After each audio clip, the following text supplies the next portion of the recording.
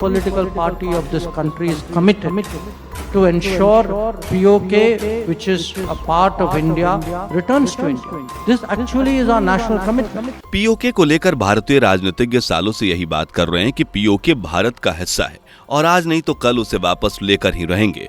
तो अब जब पीओके की जनता खुद भारत का हिस्सा बनना चाहती है तो भारत सरकार चुप क्यों है? कहीं ऐसा तो नहीं कि भारत और पाकिस्तान दोनों ही देशों की सरकार पीओके को लेकर राजनीतिक रोटियां सेक रही हैं? बाकी पीओके के लिए करना किसी ने कुछ भी नहीं है। क्या पीओके कभी भारत का हिस्सा बन भी पाएगा? अगर हाँ तो ये कैसे मुमकिन होगा? आखिर क्यों पीओके में लहराया हिंदुस्तानी झंडा? क्या है पीओके की नाराजगी? क्या सच में भारत को पीओके के लिए चाइना से दो हाथ करने होंगे? चलिए एक एक कर हर मुद्दे को समझते हैं। वीडियो में आगे बढ़ें उससे पहले अगर आप एक सच्चे हिंदू हैं तो सब्सक्राइब करें फैक्ट मंत्रा चैनल को और बेल नोटिफिकेशन को ऑल पर लगाएं ताकि कोई भी वीडियो मिस ना हो। पाकिस्तान गो बैक, पाकिस्तान से लेंगे आजादी, पाकिस्तान गो बैक, ये वो नारे हैं जो इन दिनों पीओके यानी कि पाक अधिकृत कश्मीर में गूंज रहे हैं। हालात बद से बदतर होते जा रहे हैं। 9 मई से ही लगातार पीओके में प्रदर्शन जारी है जिसमें 3 लोगों ने अपनी जान गंवाई है तो वहीं 100 से ज्यादा लोग घायल हुए हैं।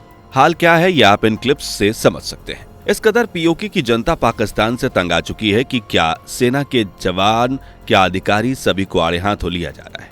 हर जुबान पर बस एक ही मांग है, पीओके को वापस भारत का हिस्सा बनाया जाए। वहीं भारतीय सरकार फिलहाल खामोशी से इसका पूरा नजारा देख रही है, जबकि 1963 के बाद से ही भारतीय राजनीतिज्ञ पीओके को वापस से भारत का हिस्सा बनाने के बयान देते रहे हैं और हाल ही में रक्षा मंत्री राजनाथ सिंह ने कहा था कि अब पाकिस्तान से सिर्फ पीओके के मुद्दे पर बात होगी।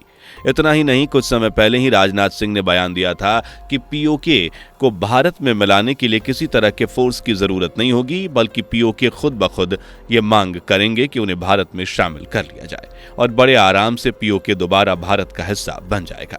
तो फिर अब सवाल यह है कि जब पीओके के लोग खुद मांग कर रहे हैं, नारे लगा रहे हैं, पाकिस्तान के खिलाफ खड़े हैं, बार बार कह रहे हैं कि उन्हें भारत में शामिल कर लिया जाए, उन्हें पाकिस्तान का हिस्सा नहीं बने रहना, तो फिर भारत सरकार खामोश क्यों है? इस पर कोई एक्शन क्यों नहीं लिया जा रहा? तो दोस्तों, इस मैटर को समझने के लिए वीडियो को लाइक शेयर करके चैनल को सब्सक्राइब करें। भले ही सुब्रमण्यम स्वामी ट्वीट करके ये कहें कि 1947 में तत्कालीन प्रधानमंत्री जवाहरलाल नेहरू ने यूएन में जो प्रपोजल दायर किया था उसे वापस लेकर पीओके को भारतीय सेना हासिल कर सकती है, लेकिन सच तो यह है कि पीओके को भारत में शामिल करना बहुत मुश्किल काम है, क्योंकि पाकिस्तान कभी नहीं चाहेगा कि उसके हाथ से पीओके फिसल जाए। पीओके में उठ रहे विवाद को ठंडा करने के लिए भी पाकिस्तान ने 23 अरब रुपए का बजट पास किया है, जबकि पाकिस्तान के खस्ता हाल से आज पूरी दुनिया वाकिफ है। इसके बाद भी पाकिस्तान पीओके में बराबर सेना और जरूरत पड़ने पर आतंकवादियों को भी भेज रहा है। ऐसे में भारत पीओके को वापस भारत का हिस्सा बनाने की कोशिश करता है तो कुछ भी आराम से नहीं होगा, बल्कि भारत को एक बड़े युद्ध से होकर गुजरना पड़ेगा, वो भी एक नहीं 2 देशों के साथ। जी हाँ, पाकिस्तान और दूसरा देश होगा चाइना। दरअसल 1947 में गिलगिट बाल्टिस्तान यानी पीओके पर कब्जा करने के बाद 1963 तक यह हिस्सा पाकिस्तान के हिस्से में रहा था, लेकिन 2 मार्च 1963 को पाकिस्तान और चीन के बीच एक समझौता हुआ जिसमें पाकिस्तान ने गिलगिट बाल्टिस्तान के करीब 5180 वर्ग किलोमीटर हिस्सा चीन को गिफ्ट कर दिया। इस तरह गिलगिट बाल्टिस्तान का कुछ हिस्सा चीन और कुछ पाकिस्तान के पास है। यानी भारत पीओके को लेने के लिए अपने कदम आगे बढ़ाता है, सेना को आगे करता है तो उसे 2 फ्रंट पर युद्ध करना होगा, क्योंकि चाइना ने पीओके में काफी पैसा लगाया है तो वह बिल्कुल नहीं चाहेगा कि उसके हाथ से यह सुनहरा टुकड़ा जाए। पाकिस्तान का भी यही हाल है, क्योंकि पीओके भारत के खिलाफ षड्यंत्र रचने, आतंकवादी गतिविधियों को अंजाम देने के लिए पाकिस्तान का सबसे अच्छा ठिकाना है। हालांकि पाकिस्तान की ये नापाक हरकतें आज पीओके को उसके खिलाफ खड़ा होने पर मजबूर कर रही है। दरअसल आतंकवादी गतिविधियों के दौरान अगर पीओके में किसी की भी जान चली जाती है तो पाकिस्तान की तरफ से उस व्यक्ति के परिजनों को किसी भी तरह का मुआवजा नहीं दिया जाता। इतना ही नहीं, पाकिस्तान के लिए पीओके सिर्फ जमीन का एक टुकड़ा है जिस पर वो अपने नाम का ठप्पा लगाना चाहता है और कुछ नहीं। इसका अंदाजा हम 1948 के बाद से अब तक पीओके के जो हालात हैं उन्हें देखकर ही लगा सकते हैं। पीओके आज सबसे पिछड़े इलाकों में से एक माना जाता है, जहां 1947 के बाद से ही इंफ्रास्ट्रक्चर का 1 रुपया खर्च नहीं किया गया। कहने को तो पूरे पाकिस्तान में महंगाई है, लेकिन पीओके में इसका आलम कुछ ज्यादा ही है। यहाँ पर प्याज, टमाटर जरूरत से ज्यादा महंगे हैं, यानी कि आपको बता दूं तो वो 200 से 300 रुपए किलो मिलते हैं। इसके साथ साथ इतनी महंगी सब्जियों को खरीदने के लिए पैसे की भी ज़रूरत होती है, जबकि पीओके के लोगों को रोजगार तो छोड़िए, ठीक से 3-4 घंटे बिजली भी उपलब्ध नहीं हो पाती है। जबकि पाकिस्तान की 30% बिजली मंगमा डैम लेक से तैयार होती है, जो पीओके में ही है। लेकिन इसके बावजूद पीओके में 18 से 20 घंटों तक बिजली की कटौती की जाती है। No electricity in POJK. There is a lot of load shedding. On top of that, Pakistan है। बिजली छोड़िए, पीओके में लोगों को आटा जैसी जरूरतमंद चीज पर भी सब्सिडी नहीं दी जाती और इन्हीं कुछ कारणों से पीओके आज पाकिस्तान से पूरी तरह से खिलाफ हो चुका है। उनका आरोप है कि पाकिस्तान उन्हें अपना समझता ही नहीं। आज तक पाकिस्तान ने उनके लिए कुछ नहीं किया। इवन जो कुछ भी काम पीओके में हुआ है उसे पाकिस्तानी आर्मी की सहूलियत के लिए तैयार किया गया ताकि वो अपने ऑपरेशंस को अंजाम दे सके।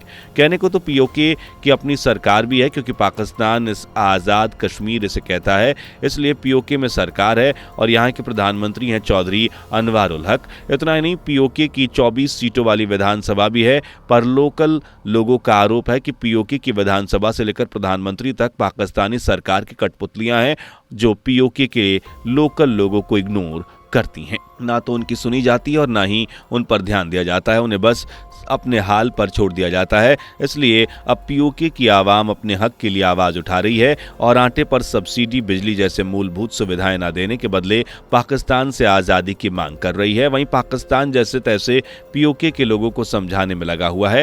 हालांकि पीओके यार या पार की मांग कर रहा है, जिसका उदाहरण भारतीय झंडा है, जो प्रदर्शन के दौरान पीओके में लहराया गया। भारी भीड़ के द्वारा भारत का झंडा लहरा जाने पर पाकिस्तानी आर्मी की कुछ न चल पाई और पाकिस्तानी मीडिया से लेकर आवाम तक में खलबली मच गई, जिसके बाद पाकिस्तानी सरकार ने भी पीओके के लिए एक बजट पास किया, जब वहां हालातों को नॉर्मल करने की कोशिश की जा रही है। वहीं पीओके की आवाम भारतवासी सरकार से उम्मीद लगा रही है कि जिस तरह जम्मू कश्मीर में धारा 370 हटाया गया, पाकिस्तान में घुसकर आतंकवादियों को सुलाया, पुलवामा हमले का जवाब सर्जिकल स्ट्राइक से दिया, उसी तरह अब अपने पीओके को भी वापस ले लिया जाए। लेकिन जैसे कि हमने बताया, ये इतना आसान काम नहीं है। 1947 में जो यूएन में प्रस्ताव दायर किया गया था, उसे लेने मात्र से पीओके भारत का नहीं होगा। अगर भारत यूएन में चला भी जाए तब भी यूएन कुछ नहीं कर पाएगा, बल्कि इसके लिए भारत को एक जंग लड़नी होगी। हाँ, बेशक हम चौथी सबसे मजबूत आर्मी है, लेकिन हमें भूलना नहीं चाहिए कि चाइना दुनिया की तीसरी सबसे मजबूत आर्मी है। हाँ, इसमें कोई शक नहीं कि एक भारतीय सैनिक 10-10 पाकिस्तानी और चाइनीज सैनिकों पर भारी पड़ेगा, लेकिन फिर भी पीओके को भारत में मिलाने के लिए हमें अभी और मजबूत होने की ज़रूरत है। जितनी वर्तमान में भारत की सैन्य शक्ति है, उसे दोगुना करने की ज़रूरत है, क्योंकि अगर 2 फ्रंट पर वॉर हुआ तो भारत को एक साथ पाकिस्तान और चाइना का मुकाबला करना पड़ेगा, और ऐसा हुआ तो खतरा ज़्यादा है।